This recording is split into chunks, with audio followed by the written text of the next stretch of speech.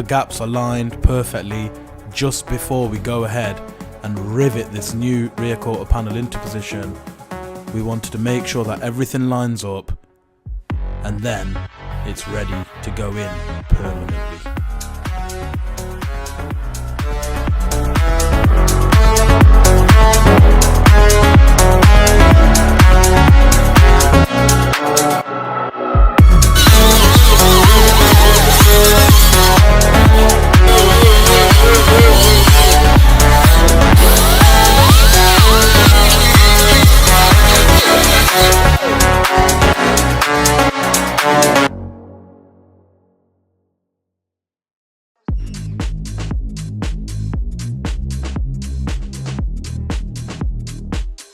He's cleaning up the edges so he can get the adhesive on, and then we can get this rear quarter panel onto the M240i.